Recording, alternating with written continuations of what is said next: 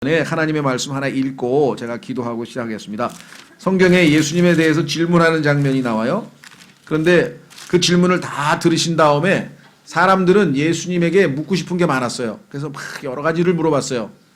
마치 뭐 정말 궁금했던 것, 이분은 대단하신 분 같다 싶어가지고 예수님에게 여러 가지를 물어봤는데 예수님께서 거기에 대해서 다 대답을 해주신 다음에 질문이 더 이상 없으니까 내가 너에게 하나 질문하겠다. 근데 사실은 그 질문이 제일 중요한 질문이에요. 그 질문을 알면 앞에 얘기했던 질문들에 대해서도 다 알 수가 있고, 인간이 이 땅에서 가장 중요하다고 생각하는 질문, 나는 어디서 왔지? 나는 지금 여기서 왜 살고 있지? 나는 죽으면 어떻게 되는 거지? 어디로 가는 거지? 내가 매일 사는 이유가 뭐지? 왜 나는 어떨 때 보면 내가 참 착한 사람 같았다가도 왜 어떨 때 보면 내가 또 어떨 때는 이렇게 아주 잔인하고 못됐지? 하여간 여러분들이 풀리지 않은 의문들, 그것은 사실 성경에 다 답이 있습니다. 그런데 그 모든 질문에 앞서서 예수님께서 제일 중요한 질문을 먼저 던지셨어요. 그 질문에 답을 얻는 사람들은 정말 행복한 사람이 되는 것이죠. 여러분들 이미 아시다시피 2013년인가요? 고 이병철 회장이라고 하는 삼성그룹 회장이 이런 질문들을 24가지를 써놨어요. 자기가 평생에 꼭 알고 싶다. 그래서 정말 하나님은 계신 것인가? 예수님은 누구신가? 뭐 이래가지고 자기가 궁금한 거, 죽으면 정말 지옥이 있는가? 뭐 왜 꼭 기독교만 믿어야 되는가? 뭐 이래서 자기가 해가 24가지 질문을 다 써놓으셨는데 이거를 누군가가 답변을 못 해줘가지고 친필로 쓴 그것을 유품으로 남겨놓고 돌아가셨어요. 그래서 그게 신문에 게재가 됐고 중앙일보에 또 신문에, 그래서 그것이 거기에 대해서 뒤늦게 답변하는 책이 지금 제가 알기로는 저는 2권 읽었는데 더 있을지도 모르겠어요. 사람들이 거기에 이제 답변을 한 책이 나와 있고 저희 교회에서도 그 24개의 질문을 성경을 찾아가면서 답변을 한 집회를 몇 년 전에 6월 6일 날 다 했었죠. 기억나시는지 모르겠어요. 그렇죠? 예. 그래서 많은 분들이 답변을 얻지 못하고 남겨놓은 그 질문들은 성경에서 예수님께서 명쾌하게 답변을 하실 터인데, 오늘은 예수님께서 우리에게 하신 질문에 대한 답을 성경을 통해서 먼저 찾아보려고 합니다. 자, 마태복음 22장으로 한번 가보겠습니다. 마태복음 22장.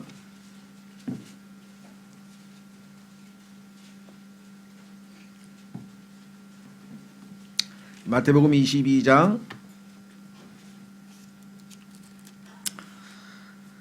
34절부터 보겠습니다.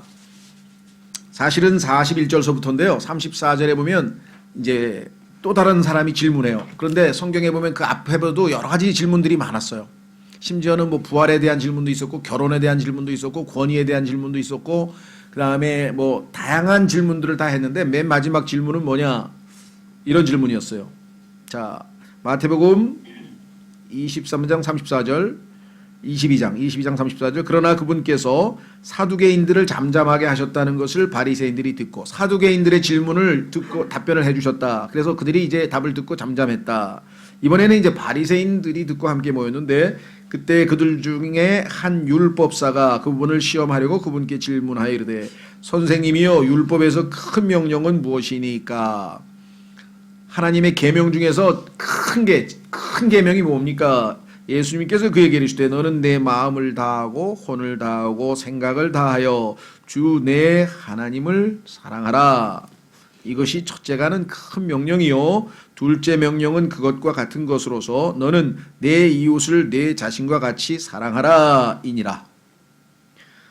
모든 율법과 대언자들의 글이 이 2명령에 매달려 있느니라 하시니라. 이 세상에서 가장 중요한 것은 2가지니라. 너희를 창조한 창조주 그 하나님을 내 마음과 혼과 생각과 힘을 다해서 사랑하는 것이고, 그 다음에 이웃을 사랑하는 것이다. 이것이 예수님께서 해설하신 10계명, 10가지 계명, 하나님이 주신 그 10계명의 핵심 진리 2가지로 요약을 예수님이 하셨어요.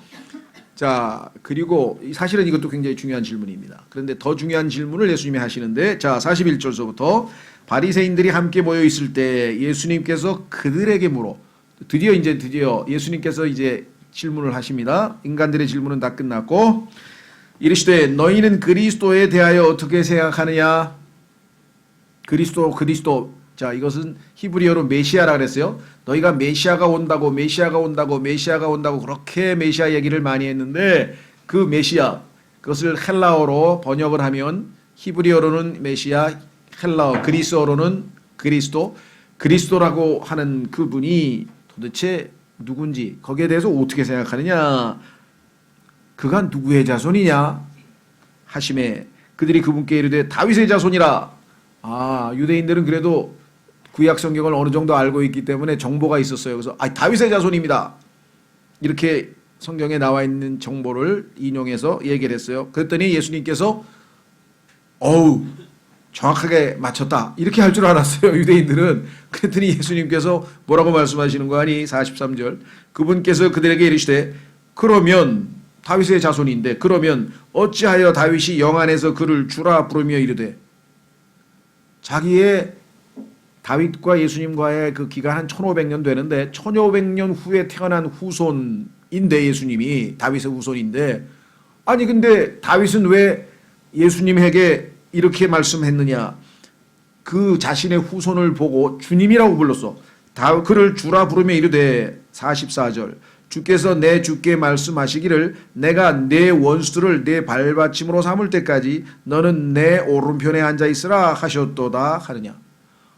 다윗이 시편에다 썼는데 자신의 후손 되시는 그리스도를 보고 주님이라고 불렀으니 자 45절 그러면 다윗이 그를 주라 부를진데 어찌 그가 그의 후손이 되겠느냐 하시니 1500년이나 뒤에 태어난 사람을 당연히 후손인데 그 후손 보고 주님이라고 불렀으면 도대체 이게 어떻게 된 거냐 이렇게 질문했습니다.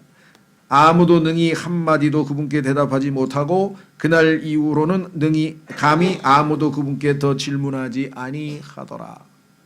자, 이 신비를 이 질문에 담긴 신비를 오늘 우리가 하나님 말씀 통해서 풀어야 될 것 같습니다. 그렇죠? 잠깐 기도하고 본격적으로 하나님 말씀을 전하겠습니다. 기도하겠습니다. 하나님 아버지 오늘 예수님께서 탄생하셨다고 알려진 오늘 주님 저희는 그 무엇보다도 참으로 예수께서 누구이신지 그분이 이 땅에 오셔서 무엇을 하셨는지 그것이 나와 무슨 관계가 있는지 오늘 이 숙제를 이 비밀을 풀고 주님 이를 통해 우리의 인생이 참으로 하나님과 어떤 관계에 있고 우리의 미래가 하나님과 어떤 관계에 있는지 이 모든 것들에 대해서 명쾌한 답을 얻기를 원합니다. 주께서 깨닫는 자는 모든 하나님의 말씀이 명백하다 하셨으니 오늘 주께서 도와주셔서 저희가 정확하게 깨닫고 이제 그 예수 그리스도를 믿고 이제 새로운 삶이 출발되는 귀한 시간이 될 수 있기를 간절히 간구합니다. 주님을 신뢰하옵고 심히 무지하고 무능하나 하나님 예수 그리스도를 올바르게 제대로 잘 알리고 선포하고 또 소개하는 그 직분을 맡기셨으니 이를 통해 주님을 영화롭게 하고 참으로 우리 모두에겐 큰 은혜가 되는 시간이 되도록 주님 함께하여 주시옵소서. 모든 말씀을 우리 주 예수 그리스도 이름으로 기도하옵나이다. 아멘.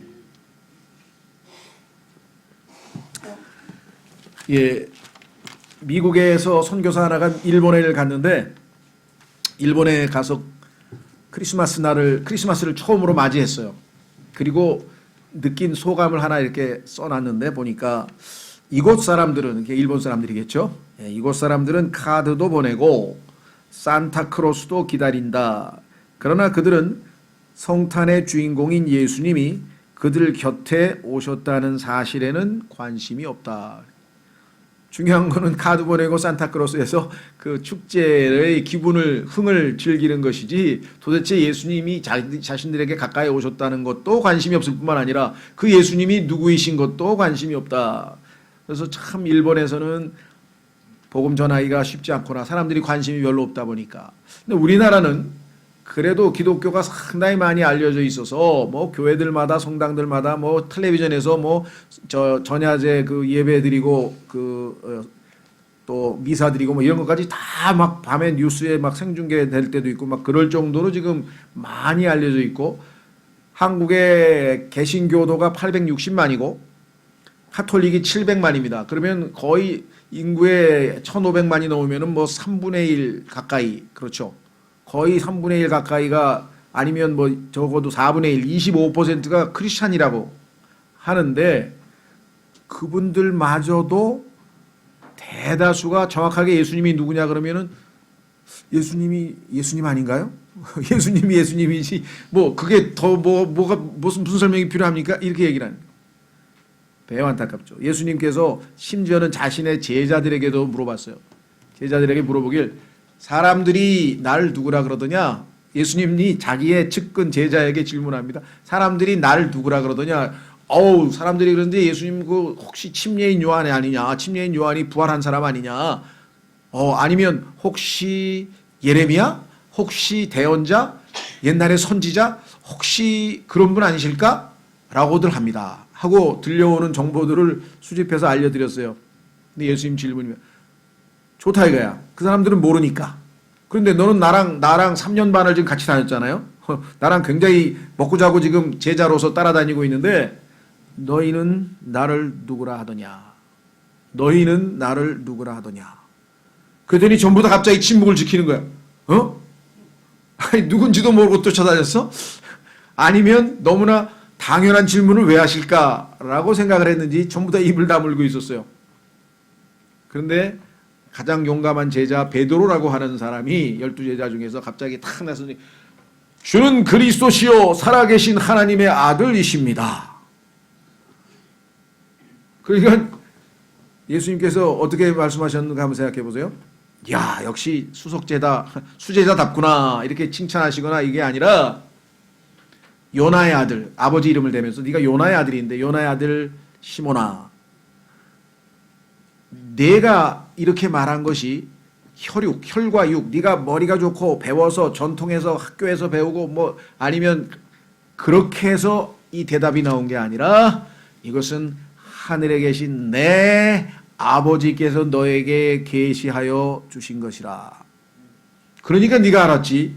다른 사람은 모르고 네가 똑똑해서 그런 게 아니고 이렇게 해서 하나님의 계시를 통해서만 예수님이 누구이신지를 알 수가 있기 때문에 세상에 계신 아직 믿음을 가지고 계시지 않은 분들의 경우에는 예수님에 대해서는 하나님의 계시를 통해서 예수님이 누구이신지를 알고 있는 것이 아니라 여러 가지 학교에서 들은 정보라든가 또 뭐 배운 거라든가 또 매스컴이라든가 이렇게 대해서 예수님에 대해서 이렇게 저렇게 이야기들을 많이 합니다.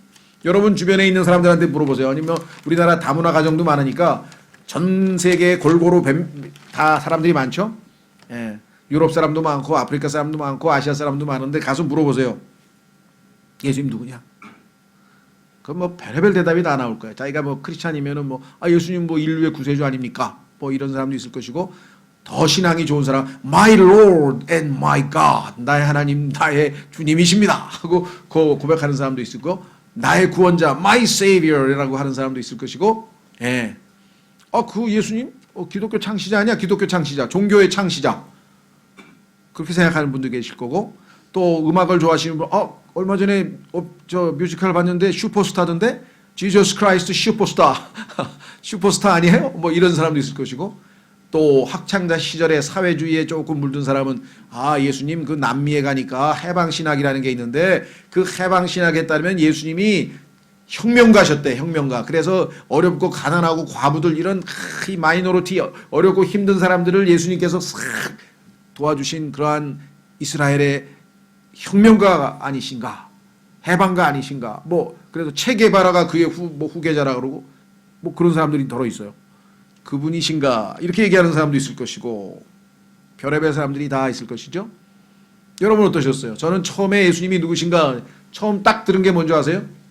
예수님은 4대 성인의 한 분이시다. 학교 시험에 나왔어. 다 외워야 돼. 공자 그 다음에 석가 동양의 두 사람 그 다음에 저쪽에 가니까 소크라테스 예수님. 그 딱 사회 교과서에 보니까 세계 4대 성인하고 이렇게 딱 이름이 나와 있더라고요. 그래서 예수님이 굉장히 뛰어나신 분이구나. 근데 그때까지 성경을 하나도 읽은 적이 없어. 근데 하여간 예수님에 대해서 들은 정보는 많어. 제일 유명한 원수를 사랑하라든가 등등등등.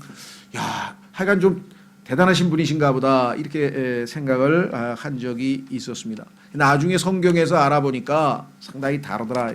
근데 저하고 비슷한 체험을 하신 분이 한 분 계셨어요. 그분은 누구냐면 혹시 여기 그 나니아의 연대기라고 하는 나니아의 연대기 맞나요? 그 만화 영화 애니메이션 혹시 보신 분 계신가요? 거기 아슬란이라고 하는 사자도 나오고 그러는데 우리나라에서도 굉장히 유명해서 영화관에서도 많이 상영하고 또 크리스찬이 아닌 사람들에게도 어린아이들에게는 굉장히 유명한 그래서 애니메이션 영화입니다. 근데 그 나니아의 연대기라고 하는 그 동화 작가인 그 C.S. 루이스라고 하는 분이신데 사실은 그분은 유명한 영국의 옥스퍼드 또 케임브리지 대학의 교수셨어요. 근데 그 사람이 워낙 아주 유명한 분이었는데 영국서는 30살까지 무신론자 중에서 대표 주자였어요. 그래서 굉장히 유명하신 분이셨는데 이분이 갑자기 예수님을 믿는다 그러면서 사람이 회심을 해서 변화가 돼가지고 자서전 같은 책을 하나 썼어요. 우리말로는 뭐라고 번역했는지 모르겠네. 그러니까 영어로는 surprised by joy. 기쁨에 의해서 나는 놀랐다. 기쁨이 나를 놀라게 만들었다. 그게 예수님을 믿고 나서 나에게 기쁨이 나를 놀라게 만들었다. 뭐 그런 내용이에요. 그래서 어떻게 예수님 믿었는지를 이렇게 쭉 쓴 책을 하나 썼어요. 여기에 보면은 뭐라고 이야기를 하냐면 자기가 문학을 하는 교수니까 또 어렸을 때부터 그래도 교회도 다니고 성공의 신자고 그러니까 쭉 교회를 다녔기 때문에 대충 기독교에 대해서 알기는 알지만 이상하게 기독교에 대해서 거부감이 생겨서 이 성경을 제대로 읽어보지 않다가 오늘 한번 성경을 읽어보니까 깜짝 놀랐다. 어떻게 깜짝 놀랐냐? 자기가 알고 있는 예수님과 성경에 나와 있는 예수님과는 너무나 다르더라는 거죠. 너무나 다르더라는 거죠. 그래서 뭐가 그렇게 달랐냐? 자기는 예수님을 소크라테스나 아까 얘기했던 공자 또는 부처처럼 훌륭한 사상가, 그 다음에 훌륭한 도덕 선생님, 그렇죠? 그리고 종교 지도자 이렇게 생각을 하고 있었는데 막상 성경을 딱 읽어보니까 야 이거 죄송합니다. 혹시 이거 조금 돈 사람 아니야? 제정신이야 이거? 왜? 아니 30살밖에 안 된 사람이 나이가 다른 분들은 그래도 이제 나이가 많이 드셔서 훌륭한 사상을 많이 남기고 이렇게 존경을 받았는데 아니 나이 30살밖에 안 된 사람이 갑자기 나타나가지고 내가 곧 길이요 진리요 생명이니 나로 말미암지 아니하고는 아무도 아버지께로 올 자가 없느니라. 나는 창세 전에 아버지로부터 사랑을 받고 나는 하늘에서 내려온 자니라. 아 이게 지금 맞는 얘기한 거야? 이게 제정신이야? 근데 그런 거는 사람들이 잘 모르니까 예수님께서 야 원수를 사랑하라. 야 예수님께서 사람들이 너에게 대하기를 원하는 대로 너희도 그렇게 대해주라. 그래서 이걸 골든 룰이라고 그러는데 황금률. 도덕에 있어서 최고가 뭐냐? 다른 사람이 너에게 해주기를 원하는 대로 너도 그들에게 해주라 하면서 뭐 마태복음에 있는 몇 가지 그분의 가르침 몇 가지만 알려져 있지 그 나머지 하는 걸 보니까 이분은 완전히 자기가 신이라고 하나님이라고 지금 착각하고 평생을 사셨다 이렇게 그래서 자기는 너무 놀랬대요. 이 사람이 자아도취 스스로 신이라고 착각했나? 그래서 다시 한번 읽어본 거예요. 거기 읽어보니까 도저히 30살 청년으로서는 다른 종교 지도자는 다 겸손해. 예를 들면 공자 같은 분도 제자가 선생님 죽음에 대해서 어떻게 생각하십니까? 야, 이 녀석아 내가 지금 인생이 삶이 무언지도 모르는데 어떻게 죽음에 대해서 알겠니? 나는 그런 건 몰라. 아, 얼마나 겸손해요. 그러죠? 부처님도 그렇고 하여간 소크라테스는 내가 알고 있는 유일한 것은 내가 아무것도 모른다고 하는 사실뿐이다. 아유 너무 겸손해. 다 겸손해. 근데 예수님은 이게 도대체 이 세 사람하고는 안 맞는데 왜 여기다 4대 성인으로 넣지? 자기는 그래서 이건 말이 안 된다 이거야. 그래서 또 읽어봤어. 결론이 났어. 이 사람은 자아도취 조금 심하게 얘기하면 미쳤거나 자기가 신이라고 생각하는 미친 사람이거나 정신병자거나 아니면 이 사람이 주장한 대로 진짜 하나님 아니야? 둘 중에 하나밖에는 선택의 여지가 없더라는 거예요. 이 사람을 다른 종교 지도자처럼 훌륭한 사상가나 야 이거 대단하신 분이다. 왜? 그분의 가르침의 일부는 우리가 볼 때 참 훌륭한 가르침이 몇 개 있지만 그분의 삶에서 보니까 뭐 물 위를 걸어가고 뭐 죽은 자를 살리고 그 다음에 하늘에서 내려왔다 그러고 아브라함이 자기보다 2000년 전에 산 사람이에요. 아브라함이 유대인의 조상인데 아브라함이 있기도 전에 나는 있느니라. 에? 이건 뭔 소리요? 그러니까 사복음서라고 하는 성경에 나와 있는 그거를 읽어보고서는 이건 뭐 완전히 자아도취가 돼서 정말 그런 사람이든지 진짜든지 왜? 무리를 걸어가고 죽은 자를 살리고 그렇죠? 그게 사실이라고 한다면 근데 성경에 보니까 그런 기적이 셀 수도 없고 결정적인 기적은 죽었다가 다시 살아난다고 예언을 했는데 내가 죽었다가 사흘 만에 살 것이다 라고 딱 공개적으로 예언을 했는데 실제로 사흘 만에 살아났는데 목격자가 500명이다. 목격자가. 현대 재판을 할 때 목격자 두 사람의 증언이 일치하면 그게 법적인 증거로 채택이 돼서 유죄 판결할 수 있습니다. 목격자 두 사람의 증언이 일치하면.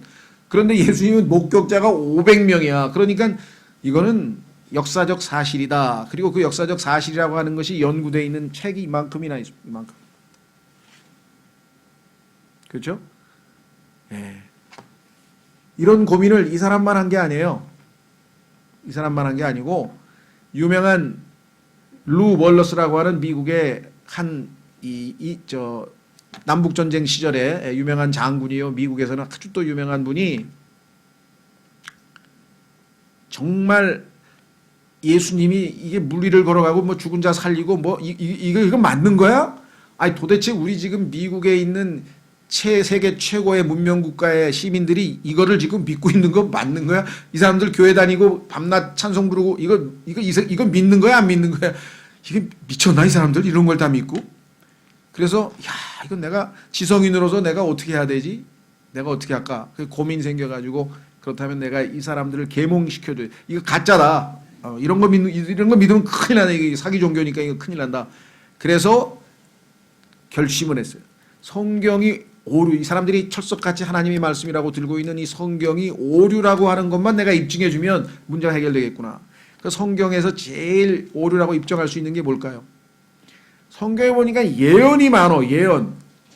막 일어난다고 예언한 게 많은데 그 예언이 안 이루어지고 엉터리 예언이면은 이건 가짜다. 그래서 그때부터 예언을 뒤지기 시작했어요. 근데 예언을 뒤져서 고고학적 자료를 찾아서 유럽의 뭐 도서관을 뒤지고 해가지고 막 1년 쯤 지나고 나서 이 사람이 갑자기 두려움이 생긴 거예요. 자기가 생각한 거하고 달리 다 맞는 거야. 예언이. 하신 예언이 실제적으로 다 드러나고 성경에 나와 있는 기록이 고고학적 자료에 의해서 다 입증이 되고 그 순간에 갑자기 자기가 두려움이 몰려왔대. 왜? 내가 지금 하나님께 도전하고 있는 건가? 어우 이거 어떡하지? 그래서 무릎을 딱 꿇고 하나님 난 이런 게 가짜인 줄 알았습니다. 이거 다 사기인 줄 알았는데 이게 진짜 맞습니까?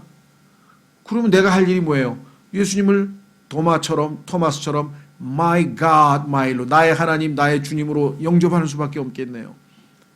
해서 그분이 중간에 1년 만에 예수님을 영접을 해버렸어요. 그러고 나서 이제는 내가 예수님을 믿어야 된다고 알려야 되겠다 하고 사람이 바뀌어버린 거예요. 왜? 아니 알고 보니까 이건 믿을 뿐 많네. 그래서 이걸 어떻게 할까 하고 기도했는데 이분은 글 쓰시는 재주가 있어요. 그래서 A Tale of Jesus Christ, 예수 그리스도에 관한 이야기, 한 이야기라고 해서 이분이 복음서를 토대로 해서 예수님에 대한 이야기를 하나 소설로 썼어요. 근데 그 소설을 윌리엄 와일러라고 하는 영화 감독이 벤 허라고 하는 이름으로 영화를 만들었어요. 그 벤 허의 주인공 주다가 그렇죠? 증오심으로 자기 친구의 배신으로 해서 자기 어머니와 자기 여동생이 다 문둥병에 걸려가지고 막 비참하게 됐잖아요. 그래서 그 복수심으로 나중에 살아 돌아와가지고 이제 찾아와서 마차 경기를 하면서 결국은 복수를 하게 되잖아요. 근데 나중에 자신을 버려서 노예 생활을 할 때, 그 다음에 전쟁에서 보이지 않는 손이 계속해서 자기를 도와주신 그것을 알고 나중에 그분을 받아들이게 되고 자기 애인이 자기 어머니가 이미 예수님을 믿고 있는 사실을 알고 문둥병에 걸렸어도 그렇게 평안한 모습을 보고 너무나 감동해가지고 자기도 그 예수님을 받아들이면서 그분이 내 손에서 칼을 내려놓게 하셨습니다 하고 복수를 포기하는 마지막 그런 장면이 나오잖아요. 그러니까 이분도 마찬가지. 그러니까 예수 그리스도에서 정확하게 제대로 알려면 성경으로 가서 우리가 알아야 된다, 찾아봐야 된다 이렇게 생각합니다. 자, 한 구절 더 성경 찾아보겠습니다. 예수님에 대해 성경이 뭐라고 소개하는가? 자, 한번 확인해 보겠습니다. 디모데전서 3장. 디모데전서 3장으로 가면 디모데전서 3장.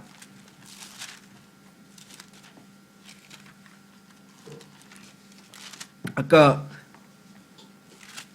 얘기했던 나니아 연대기를 포함해서 많은 유명한 책을 썼던 C.S. 루이스라고 하는 옥스퍼드 캠브리지 대학 교수도 결국은 뭐라 그랬는지 아세요?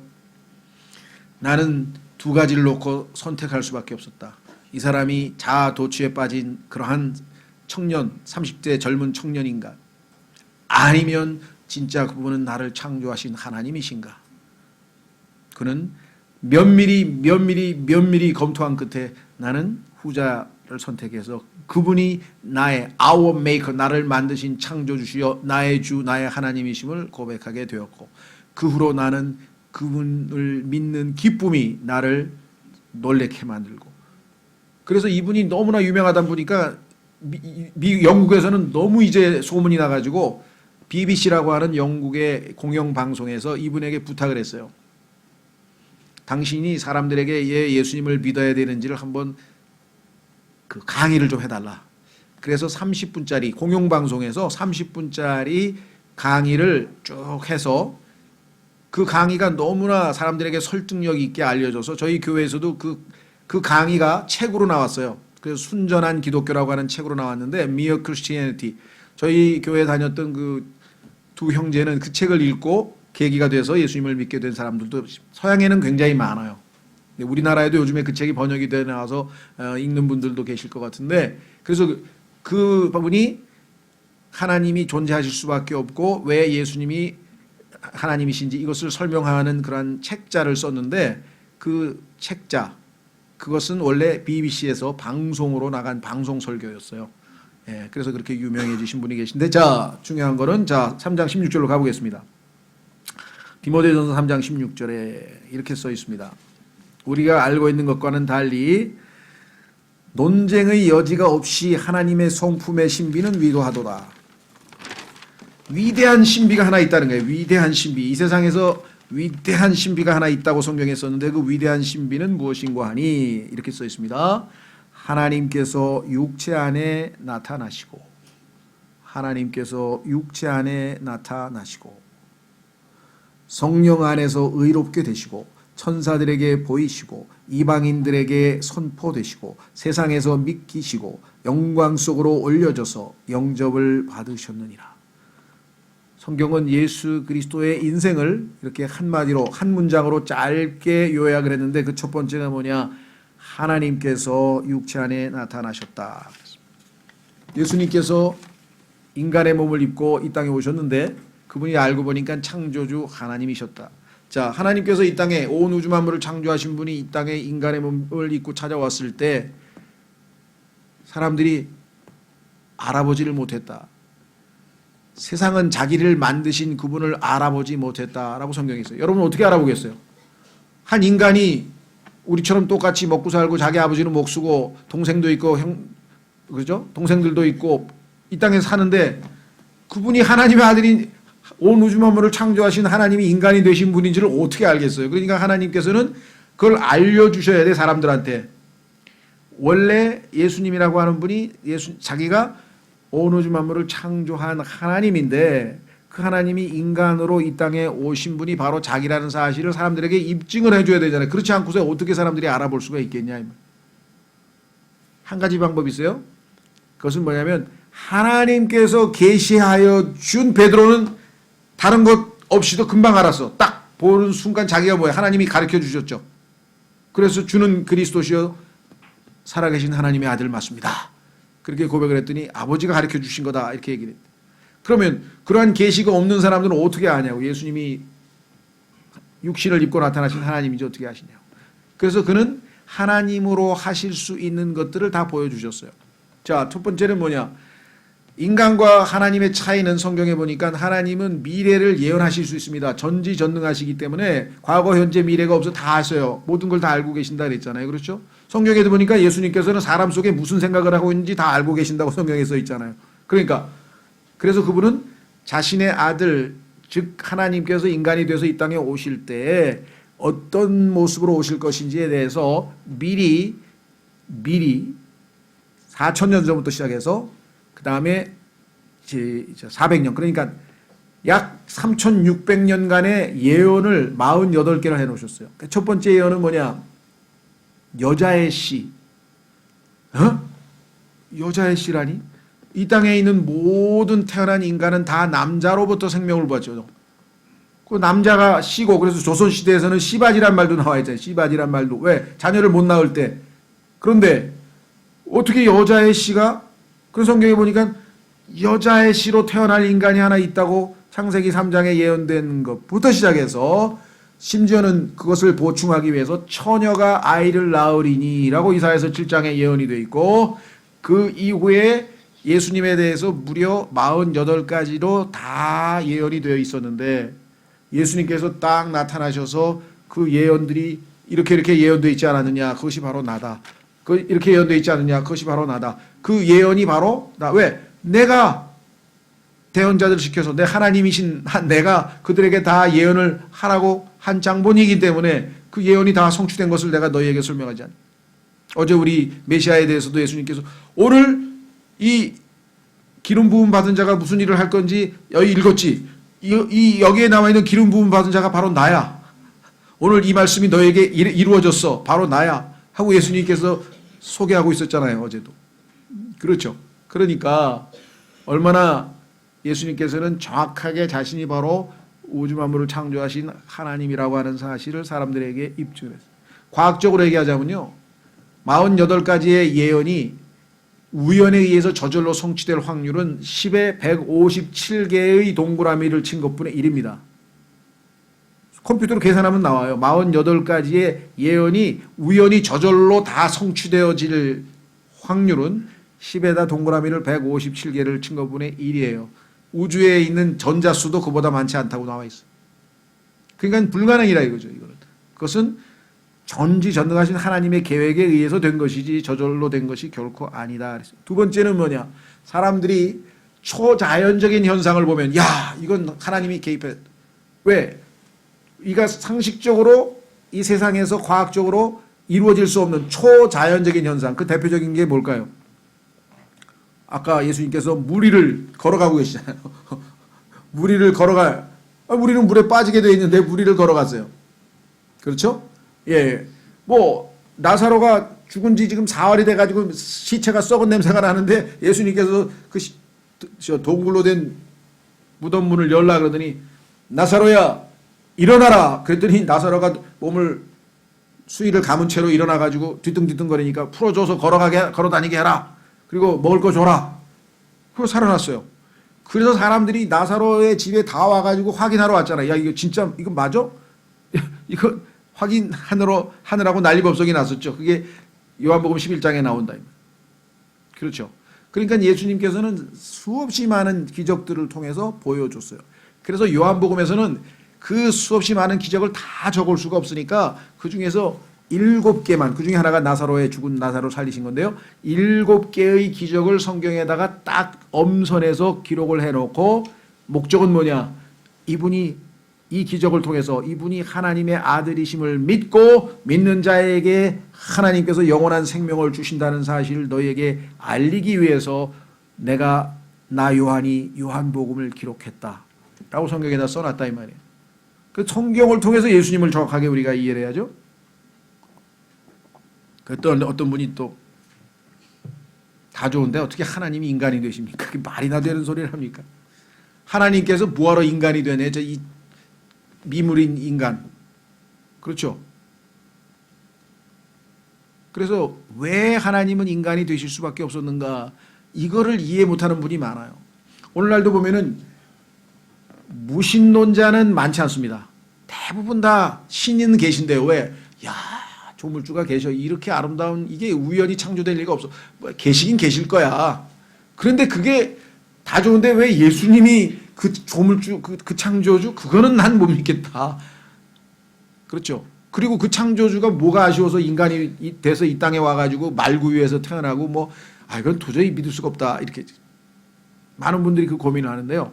그런 고민을 한 청년이 하나 있었어요. 그 사람은 인도 사람이었는데, 인도 사람인데 하버드 대학교에 유학을 갔어요. 미국에. 인도 사람 중에서 하버드 대학교에 유학을 가가지고 공부를 하다가 어느 날 우리처럼 보니까 초청 복음 집회에 뭐라고 써붙여서 막 광고를 하고 있는 거에서 이게 뭐야 그랬더니 예수는 누구신가? 아이고 관심 있는 테마네. 왜? 인도 사람은 종교적이니까 뭐 종교에 대한 관심이 많잖아요. 그래? 이참에 예수가 누군지 한번 좀 알아봐야 되겠는데 내가 알고 있는 예수하고 좀 다른가? 보니까 저 사람이 또 유명한 목사네. 한번 가보자. 그리고 하버드 대학에서 강의하는 그 강의를 들어갔어요. 그래서 딱 들으니까 너무 감동이 왔어. 그분의 생활, 그분의 삶 막, 대단하다고 막 했는데 오늘 예수 그리스도를 구원자로 믿고 하나님의 아들이 되고 싶으신 분 손을 들어 표시하기 바랍니다. 했더니 딱 보니까 막 몇 명이 막 손 드는데 자기는 손을 안 들었어. 왜? 한 가지가 이해가 안 돼. 한 가지가 이해가 안 돼서. 그게 뭐냐? 왜 하나님이 인간이 돼야 되냐? 하나님은 하나님이고 인간은 인간이지. 이게 말이 되냐? 자기는 하나님이 인간이 됐다는 걸 도저히 믿을 수가 없다. 성육신을 믿을 수가 없다. 인카네이션을 믿을 수가 없다. 그래서 좀 나중에 좀 더 알아봐야지. 지금 난 정직하지 않아. 내가 여기서 아무것도 확인도 안 하고 확신도 없는데 막 손 들어가지고 믿겠다. 이건 아니지. 그래서 그가 어떻게 생각했냐. 이상한데 하고 집회는 끝났는데 기숙사까지 걸어가는 거예요. 그러면서 고민하는 거야. 아니 왜 신이 하나님이 왜 인간이 됐지? 그럴 리가. 그건 아닌데도 가는데 갑자기 눈에 확 들어오는 게 있어요. 보니까 개미집이야. 근데 개미가 막 그냥 막 우글우글한 막 그 구멍 안에 개미가 그냥 새까맣게 들어가 있는 거야. 개미가 우글우글. 이러고 있는데 갑자기 거기서 큰 기중기가 쇳덩어리가 그 구멍을 파려고 땅을 파려고 그 순간에 그냥 이 사람이 막 가슴이 타는 거야. 왜? 힌두교 신자잖아요. 힌두교 신자는 살상을 하면 안 되잖아요. 근데 이 쇳덩어리가 지금 개미집을 내리치니까 완전히 개미가 떡되는 거야. 완전히 다 죽잖아요. 한꺼번에. 그러니까 그냥 막 야! 위험해! 하고 소리를 버럭 질렀는데 꼼짝달싹도 안 하는 거야. 근데 하나님께서 그 순간에 깨닫게 해주셨어요. 왜? 내가 개미였더라면 위험해! 하고 알릴 수 있는 사람 목소리로 위험했는데 개미가 어떻게 알아들었겠어요? 맞아! 하고 돌아갔어. 그 목사 양반 찾았어. 내가 왜 신이 인간이 될 수밖에 없는지 오늘 금방 깨달았습니다. 어떻게 하면 됩니까? 예수님 믿으십시오. 예수님 영접했어. 그래서 자기가 크리스찬이 됐다고 간증문을 썼어요. 자기가 크리스찬이 된 간증을 썼는데 하나님께서 그 마음에 그래도 믿고 싶은 마음을 아셨나 봐. 그거로 깨닫게 해준 거예요. 왜? 하나님께서 하늘에 앉아 계시면 인간에게 너 위험해. 너 그러면 죄 지으면 벌 받. 너 그러면 안 된다. 아무리 외쳐봐야 이 땅에 들리냐고. 차원도 다르고.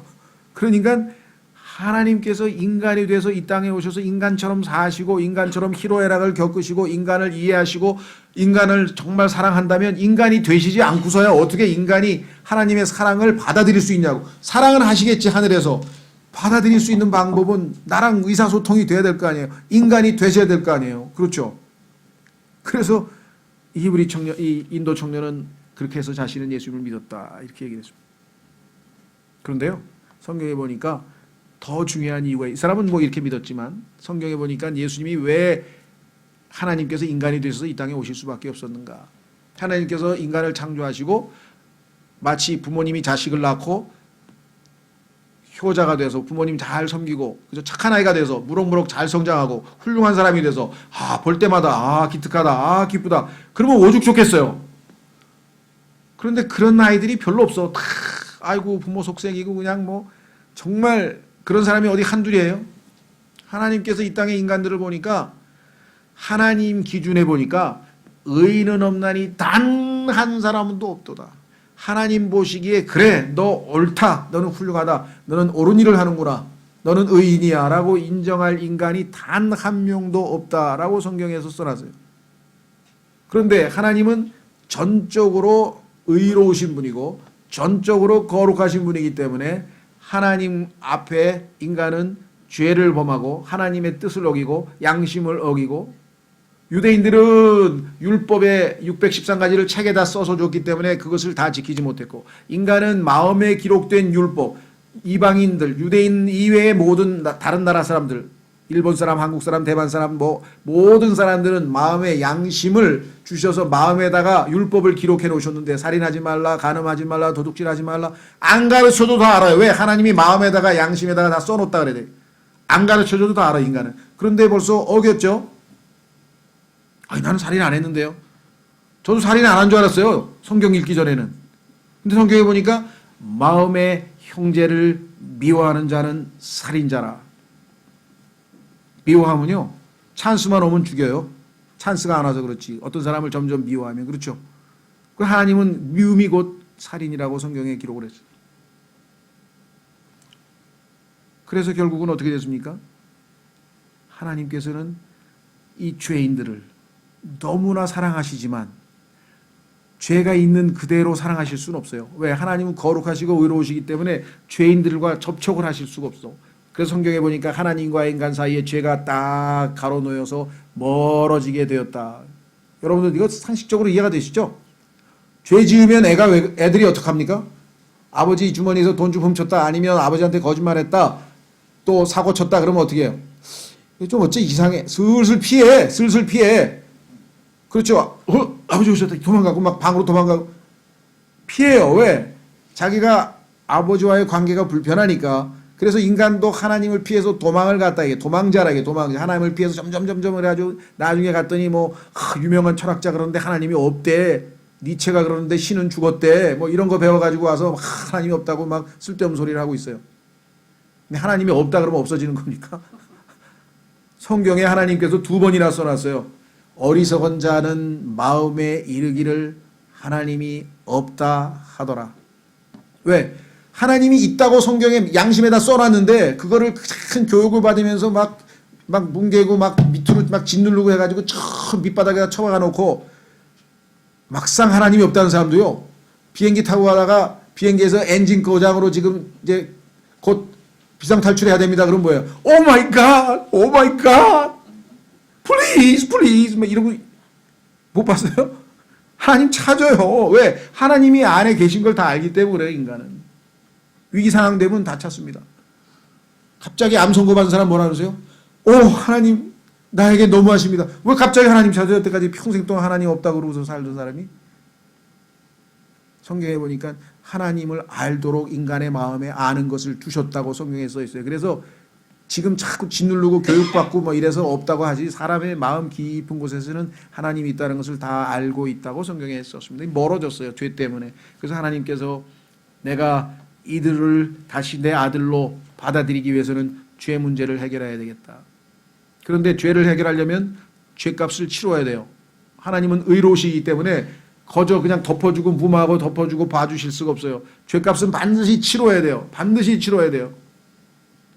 그래서 하나님께서 죄값을 치를 만한 인간이, 누가 의인이 있는가? 하나님 보시기에 의로운 사람이 있어서 다른 죄인들을 대신해서 죽어줄 사람이 있는가? 하나님은 죄 삭은 사망이라고 했는데 대신해서 누군가가 희생할 사람이 있는가? 단 한 사람도 없더라는 거죠, 이 땅에. 그러면 하나님이 아무리 자신의 사랑을 제공하려고 해도 하나님의 의로우신 성품을 어겨서까지 사랑을 베푸실 수는 없고, 그러나 하나님은 성경에 보니까 지혜로우신 분이시다. 하나님의 지혜는 어디에서 나타났는가? 하나님께서 그 지혜를 어떻게 발휘하셨는가? 하나님의 아들이신 예수 그리스도께서 아버지에게 제가 대신, 아들 하나님께서 제가 대신 인간의 몸을 입고 이 땅에 내려가겠습니다. 아버지의 진노는 제가 대신 받겠습니다. 아버지가 사랑하셔서 구하고 싶으신 그 죄인들을 제가 죄값을 치를 테니까 받아주십시오. 그렇게 해서 아버지의 기쁨을 얻으십시오. 많은 자녀들을 더 얻으십시오. 제가 가겠습니다.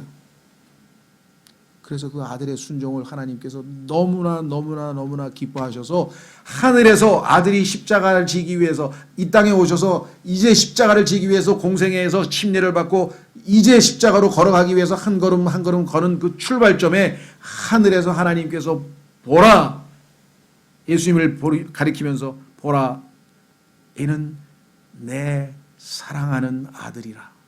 내가 그를 매우 기뻐하노라. 왜? 내 마음을 알고 이 죄인들, 이 불쌍한 죄인들을 죄로부터 건지기 위해서 자신이 죄값을 치르기 위해서 인간의 몸을 입고 이 땅에 나의 마음을 알고 순종해서 내려가서 이제 십자가를 향해서 이제 3년 반 공생애를 사시면서 사람들에게 이 땅에 하나님께서 자신을 보내셨다는 사실을 알리고 드디어 3년 반의 공생애를 마치고 십자가로 향해 나아가시려고 결단을 내리시고 침례를 받으시면서 공생애를 출발하시는 순간, 그리고 마지막 이제 일주일 남기고 이 변화산에서 마지막 일주일을 남기고 십자가를 향해서 단호한 결심을 굳히고 십자가를 향해서 가실 때 그 변화산에서 하나님께서 다시 한번 외치셨어요. 보라, 이는 내가 사랑하는 아들이라. 나는 그를 매우 기뻐하노라. 너희는 그의 말을 들어라. 내가 죄인들 너희에게 요구하는 것 딱 하나뿐이다.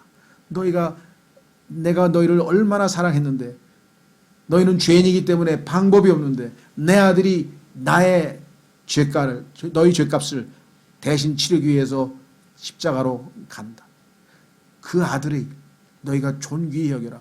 그 아들의 말을 들어라. 그 아들을 믿으라. 그 아들을. 그래서 시편 2편에도 아들에게 입맞추라. 그 아들을 사랑하라. 이게 너희를 사랑해서 죄값을 치르기 위해서 내려간 그 내 아들을 너희가 사랑해 주는 것, 너희가 믿어 주는 것, 그 이외에 내가 너희에게 뭘 기대하겠느냐. 그게 하나님께서 요구사항이죠. 그래서 예수님께서는 인간이 되실 수밖에 없었어요. 왜? 인간의 죄값을 치러야 되기 때문에. 구약의 탄료의 법칙이라고 알려진 것처럼 유명한 코에는 코, 눈에는 눈, 이에는 이, 하나님의 율법은 그렇게 엄격하게 적용됩니다. 인간의 생명을 구하려면 인간이 생명을 희생해야 됩니다. 예수 그리스도께서 이 땅에 오셔서 그 자신의 생명을 내어주시기 위해서 이 땅에 오셨습니다. 그 전에 예수님께서는 구약의 613가지 율법 단 하나도 어기지 아니하고 평생 33년 반 동안 단 한 번도 양심을 어기지 아니하고 하나님 앞에 합격 판정을 받으셨어요. 그래서 아까 뭐라 그랬습니까? 성령 안에서 의롭게 되셨다 그랬죠. 하나님께서 육신을 입고 나타나셨는데 33년 반 동안 사시면서 혹시라도 아담처럼 마귀의 유혹에 넘어갔든지 아니면 자기 욕심에 끌렸든지 만약에 죄를 지었더라면 예수님은 우리를 대신해서 죽을 수가 없어요. 왜? 자기 죄값을 갚아야 돼. 자기 죄값을 치러야 돼요. 그런데 성경에 보니까 예수님께서 태어나실 때에는 죄와 상관없이 죄인인 인간의 죄성을 물려받지 아니하고 처녀 탄생을 하셨죠. 남자의 씨로 태어난 것이 아니에요. 성령으로 말미암아 태어났어요. 왜? 남자는 이미 죄로 물들어 있기 때문에 인간으로 태어나면 이미 죄성을 몸에 지니고 태어납니다. 죄가 없이 태어나셨어요. 죄를 알지도 못하셔요. 죄를 짓지도 아니하셨어요. 예수님에 대해서 성경에 써 있습니다. 그분은 죄와 상관이 없으세요. 죄를 짓지도 않으셨어요. 죄를 알지도 않으셨어요. 그래서 33년 반이 딱 끝났을 때 하나님 이제 검증이 끝나셨습니까? 3년 반 동안 저는 단 한 번도 죄를 짓지 아니하고 하나님께서 인정하실 만한 죄 없는 산 희생물, 내가 이제 하나님께 이 죄인들을 대신해서 속죄 헌물로 내가 죄값을 갚아도 되겠습니까? 하나님 보실 때 성령 안에서 의롭게 되셨다. 천사들이 지켜봤는데 죄가 없으시다. 입증이 되셨다. 그래서 그분은 드디어 십자가를 향해 갑니다. 그래서 우리 모두의 죄들을 자신의 몸에 짊어지셨다고 베드로전서에 썼습니다.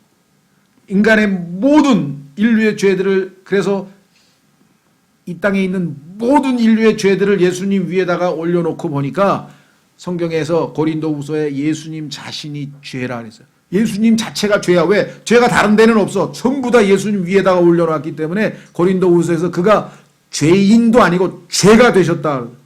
고린도후서에 우리 예수님이 죄가 되셨다. 그래서 죄가 다 예수님 덩어리가 다 죄예요. 그래서 하나님께서 어떻게 하셨습니까? 하나님의 죄를 향한 진노, 우리가 죄를 미워하죠? 분노하죠? 하나님의 진노가 예수 그리스도의 위에 임하고 그는 뼈가 녹으면서 어마어마한 고통을 당하고 그리고 그의 혼은 3일낮 3일밤 지옥에 가서 우리가 당해야 될 하나님의 영원한 심판인 지옥 고통을 대신 당하셨다고 성경에 써 있습니다. 이 어마어마한 사실은 모른 채 그저 구세주 탄생했다고 예배당 좀 가고 뭐 찬송 부르고 이게 아닙니다. 예수님께서 우리를 위해서 행하신 일은 하나님께서 자신의 가장 사랑하시는 아들을 희생시킨 것이에요.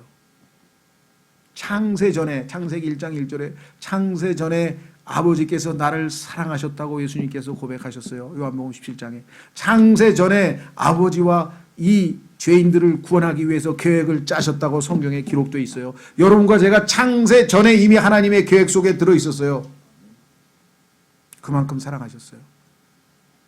이 땅에서 사랑 그렇게 사람들이 시를 짓고 노래를 부르고 뭐 온통 사랑 이야기지만 성경에 따르면 이 하나님께서 예수님을 사랑하신 그 사랑 그리고 그 예수님을 통해서 우리를 사랑하신 그 사랑 God so loved the world 하나님이 세상을 이처럼 사랑하사 이처럼 자신의 아들을 내어주시기까지 십자가에서 죽으시기까지 우리를 사랑하신 그 사랑을 모른다면 우리는 정말 사랑이 뭔지를 모르는 겁니다. 인생이 의미가 없습니다. 너무나 많은 사람들이 이 어마어마한 예수 그리스도의 사랑 이것을 성경에서 진리의 사랑이라 그랬어요. 이 진리의 사랑을 거부한다면 하나님께서도 어쩔 수가 없어요. 왜? 하나님은 억지로 우리를 어떻게 하실 수가 없어요. 하나님은 내가 너희를 사랑하였다. 그 증거가 뭐예요? 내 아들이 십자가에서 죽지 않았느냐. 그러고도 나에게 내가 너를 사랑했다. 그걸 부인할 수 있습니까? 하나님은 자신의 모든 것을 다 주고 사랑하셨다고 말씀하셨어요. 한 가지 원하시는 거. 너희는 나를 사랑하겠느냐? 너희는 나를 사랑하겠느냐?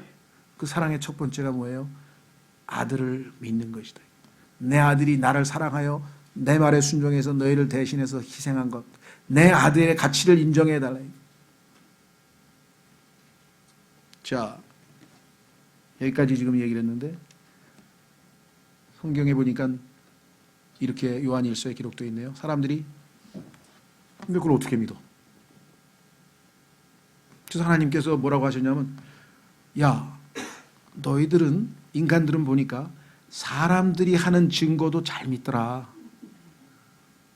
제가 늘 써먹는 거 있죠? 아니 이렇게 멋진 이렇게 복잡한 한글을 세종대왕이 만드신 거 맞아 이거? 전 믿어요. 왜? 그거 역사적 사실이잖아요. 안 믿기지만 믿어요. 그렇죠? 이순신 장군이 거북선을 만들었다고? 믿어요. 왜? 안 믿기지만 믿어요. 사실이니까. 그 이외에도 뭐 사람들이 하는 말을 다 믿습니다. 그렇죠? 예. 그런데 이렇게 써 있어요. 하나님이 자신의 아들에 대해서 하신 말씀을 안 믿으면 너희는 하나님을 거짓말쟁이로 여기는 거 아니냐. 하나님의 증언은 뭐냐? 내 아들을 믿는 자들에게는 영원한 생명이 있고 내 아들이 있는 자에게는 생명이 있고 하나님께서는요. 그 아들에 대해서 우리가 어떠한 태도를 취하고 어떠한 반응을 보이느냐에 따라서 하나님과 우리와의 관계가 결정된다고 했습니다. 이 예수 그리스도 나의 죄값을 치르기 위해서 십자가에서 죽으신 그분 인간이 되어 오셔서 이 땅에서 완전한 삶을 사시고 하나님의 뜻에 순종해서 너 때문에 그 유행가도 있잖아요. 그건 너. 그 노래 들을 때마다 내가 뜨끔뜨끔해요. 왜? 예수님이 왜 죽으셨어요? 그건 너 때문이야. 너를 사랑해서 너를 살리려고 여러분이 그 주인공인지 아세요? 그 노래의 주인공이 우리예요. 죽으신 이유가 뭐예요? 너 때문에, 나 때문에 죽으신 거예요. 그래서 그것을 호소하시는 거예요. 넌 나를 사랑하겠느냐? 너는 나를 믿을 수 있겠느냐? 그래서 하나님께서 아들에 대해서 증언하신 그 말씀을 우리가 이것이 소위 말하는 성탄의 의미이죠. 그 예수 그리스도를 마음으로 믿고 받아들이면 성경에 하나님께서 이제 아드님과 우리를 사귐으로 이끄신다. 여러분들 성경이 결혼으로 시작해서 결혼으로 끝나는 거 아세요? 결혼식으로 시작해서 결혼식으로 끝나는 게 성경이에요. 가장 아름다운 것은 뭐예요? 이 바로 사랑인데 어떻게 사랑이 가능한가? 하나님께서 알고 보니까 성경을 나중에 공부해 보니까 아들을 위해서 신부를 하나 마련해 주고 싶어요. 이 땅에 있는 부모님들도 똑같아요. 아들 장가 보내려고 난리야 다들 지금. 아들을 결혼시키기 위해서 신부를 구하려고 하는데 이 땅에 있는 보니까 사람들이 다 더럽고 다 죄인들이야. 그래서 이들을 죄로부터 구원해서 정결하게 깨끗하게 씻어서 아들하고 혼인을 시키기 위해서. 그래서 성경은 그 혼인식이 구원받은 우리 모두와 함께 어린 양의 혼인식으로 계시록 19장에서 성경이 마무리가 되잖아요. 그러니까 사실은 신부감을 구하러 오신 거야, 알고 보니까. 그런데 신부들을 구원하고 정결케 해서 잘 성장시켜서 신랑의 수준으로 조금씩 높여가는 것, 신랑의 수준을 향해서 한 걸음씩 걸어가는 것, 그 신앙생활이에요. 예수님 닮아가는 게 신앙생활 아닙니까? 우리 안에 그리스도께서 형성되어 있다 그러지 않았어요? 갓난아기가 엄마 뱃속에서 한 5, 6주 지나면 조금 10주, 12주, 그 다음에 몇 달, 한 5개월쯤 되면 사람의 형상이 돼서 점점 어머니 뱃속에서 한 인격이 형성되어 가듯이 우리 안에 계신 그리스도께서도 그렇게 되어가고 있는 것이죠. 그래서 드디어 사귐이 시작이 되는 겁니다. 그래서 신앙생활 하는 사람은 항상 어때요? 설레고 사귐이 시작했으니까. 친구 만나는데 무덤덤하면 만나서 뭐해? 애인도 마찬가지. 사귐이라고 하는 것은 만나면 기쁜 거 아니에요. 서로 대화를 나누고 막 좋은 거 아니에요. 그렇죠? 그래서 제가 초청장에다 썼잖아요. 우리는 예수 그리스도를 드디어 믿게 되고 알게 돼서 너무나 행복하게 그분과 사귐을 갖고 살아가고 있습니다. 오늘 오신 모든 분 여러분들도 그와 같이 예수님을 만나서 알게 되고 사귀게 되고 그래서 영원히 이제 하나님을 만나는 그날까지 이 땅에서 예수님과 동행하는 그러한 새로운 삶을 사시기 바랍니다. 그리고 그러한 새로운 삶을 살게 하시기 위해서 성경이라고 하는 책을 우리 손에 들려주셨어요. 그 성경을 통해서 하나씩 아드님에 대해서 배워나가는, 예수님은 이런 분이셨구나. 예수님은 이런 것을 좋아하시는구나. 예수님은 altogether lovely, 모든 것이 사랑스러우신 분이시구나. 예수 그리스도는 이러하신 분이시구나. 이렇게 해서 우리는 하나하나 배워나가게 됩니다. 자, 마무리 짓겠습니다. 예수님은 단순한 인간이 아니시고 우주 만물을 통치하시는 우리를 지으신 분이에요. 우리를 아주 신묘막측하게 놀랍게 지으셨다고 시편 139편에 말씀하셨습니다. 우리를 지으신 그분께서, 우리를 창조하신 그분께서 우리를 너무도 사랑하셔서 죄인들을 구원하기 위해서 이 땅에 인간의 몸을 입고 스스로 찾아오셔서 십자가를 지시고 우리의 죄값을 치르시고 우리에게 이제 나를 받아들이는 자, 나를 믿는 자에게 내가 너희에게 하나님의 생명이 되어주겠다. 너희는 이제 나를 믿겠느냐. 그것 이외에 요구하는 게 하나도 없어요. 내가 너희에게 가스펠, 오늘 가족 초청 복음 집회라고 했는데 복음을 알려주겠다. 복된 소식, 굿뉴스. 성경에 보니까 예수 그리스도께서 우리 죄 때문에, 우리 죄로 인하여 죽으시고 장사되시고 부활하셨다. 이게 복된 소식이라고 성경에 써 있어요. 얼마나 간단해요. 왜 복된 소식입니까? 내가 내 죄 때문에 영원한 멸망을 당해야 되지만 내 죄 때문에 예수님이 죽으셨기 때문에 하나님께서는 나에게 더 이상 죄를 묻지 아니하고 그 부활하신 예수 그리스도를 구원자로 받아들인 사람에게는, 아들을 사랑하는 사람들에게는 하나님의 아들들이 되는 권능을 주시고 이 땅에서 참 기쁨과 참 평안과 우리의 삶의 중환자가 되셔서 이제는 너는 내 아들이다. 온 우주 만물을 창조하신 하나님의 아들의 신분을 가지고 이 땅에서 살아갈 수 있게 해주셨잖아요. 오늘 혹시 여기 계신 분 중에 야, 이건 내가 여태까지 알고 있는 예수님하고 많이 다른 것 같다, 뭐 그렇게 느끼셨다면, 제가 말씀한 거는 성경에 기록된 것이고 저희 교회에 나오는 모든 분들이 믿고 있는 내용이고 하나님을 진정한 참 아버지로 예수 그리스도를 참 우리의 신랑으로 모시고 있는 모든 사람들이 믿고 있는 내용들입니다. 그런데 이분은 아까도 얘기했지만 신비로운 분이셔서 이 성경 속에 우리의 행복과 우리의 기쁨과 우리의 필요로 하는 모든 것을 성경에다가 다 써놓으셨어요. 이 책 한 권에 다 써놓으셨습니다. 그래서 하나님의 말씀을 통해서 우리는 진리를 알게 되고 예수 그리스도를 배워가게 되고 다른 사람을 사랑하는 법도 알게 되고 정말 모든 하나님이 주시는 축복들을, 복들을 우리가 이 말씀을 통해 배워나갑니다. 오늘 시간 잠깐 우리 327장 반주해 주시고요. 한번 여러분에게 지으실 때에 묻겠습니다. 다른 분들 잠깐 눈을 감으시고 그냥 확인만 하겠습니다. 327장 반주해 주시고요. 혹시 물론 우리 교회 다니시는 분들 중에서도 내가 여태까지 예수님에 대해서 잘못 알았다, 난 정말 예수님을 믿은 게 아니었다라고 하시는 분도 계실지 모르겠어요. 과거에 그런 분도 계셨습니다. 솔직하게 이미 예수님을 믿은 분들은 물론 이 예수님을 더욱 깊이 알아가야 되겠다라는 결단의 헌신의 시간이 되셨으면 좋겠고요.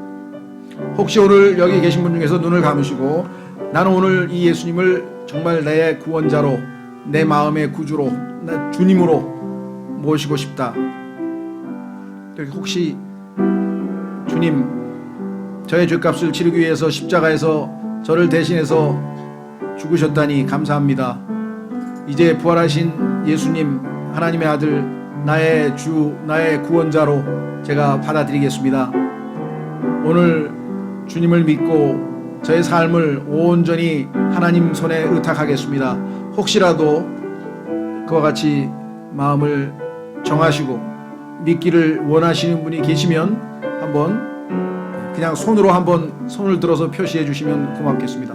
하나님께서는 우리의 마음을 보신다고 했습니다. 우리는 하나님께서 원하시는 바대로, 하나님이 아들에 대해서 증언하신 대로 나는 오늘 한번 정말 예수님에 대해서 믿고 싶다, 그러신 분이 있으면 한번 손을 들어서 표시해 주시면 고맙겠습니다.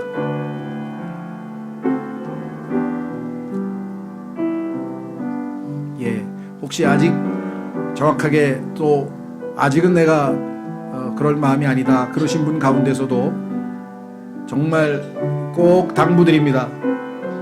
그냥 넘어갈 일이 아닙니다. 주께서 말씀하셨습니다. 보라 지금이 구원의 날이요, 보라 지금이 받아들이는 때라. 하나님께서 여러분에게 오늘과 같이, 물론 가족의 초청도 있었겠지만 그래도 어느 정도 알아보고자 하는 마음이 있으셨기 때문에 여기에 오셨으리라고 생각합니다. 내가 조금 더 예수 그리스도에 대해서 한번 제대로, 또 성경에 대해서 조금 더 알아보기를 원한다, 그런 분들은 저희가 어떻게든 도움이 되는 책자나 또 자료들을 여러분들에게 드리겠습니다. 여러분들 다시 한번 말씀드립니다. 이 예수 그리스도를 알고 이분이 누구이신지를 정확하게 알면 여러분의 인생의 모든 문제에 대해서 하나님께서 진리의 말씀으로 응답해 주실 것입니다.